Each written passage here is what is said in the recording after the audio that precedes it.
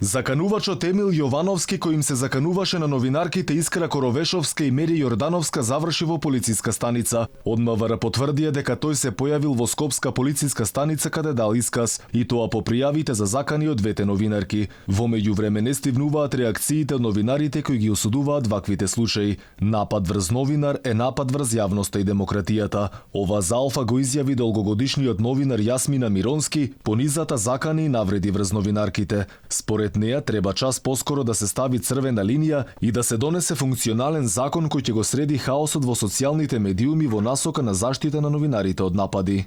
Напад врз новинар не е само заради лош затоа што е тоа напад врз новинар, туку е лош затоа што во себе нема ни грам етичност, ни грам култура, ни грам тежина, нема смисла сето тоа.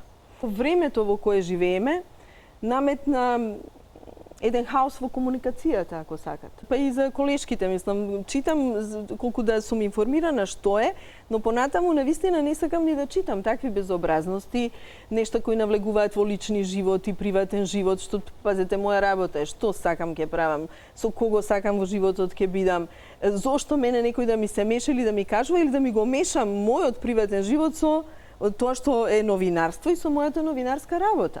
Со осуда излезе и техничкиот премиер, рече дека слободните медиуми се украс на секоја европска демократија. Го осудуваме секое насилство и говор на омраза против новинарите и медиумските работници.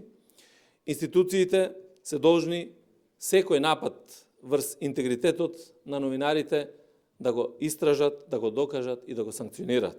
Во меѓувреме загрижена и канцеларијата на ОПСЕ. Оттаму ги осудија Facebook нападите врз новинарките Искра Коровешовска и Мери Јордановска и порачаа дека безбедноста на сите новинари е круцијална за слободата на медиумите. Инаку Емил Јакимовски, човекот кој деновиве е актуелен по низата закани не само на новинари, туку и на директорката на Централниот регистар, дефинитивно остана без работа. Тој изминатите денови испраќаше закани и пораки полни со навреди, пцости и вулгарности. Нападите ги осудија и Сдруженијата на новинари. Синдикатот и ЗНМ бараат измени во кривичниот законник со кој напад на новинари и медиумски работници ќе се третира како напад врз службено лице. Инаку неказнивоста на ваквите дела ја доведе земјава на 95-тото место на светскиот индекс за слобода на медиуми на Репортери без граници, зашто Сдруженијата апелираат на брзо и ефикасно процесуирање на овие предмети.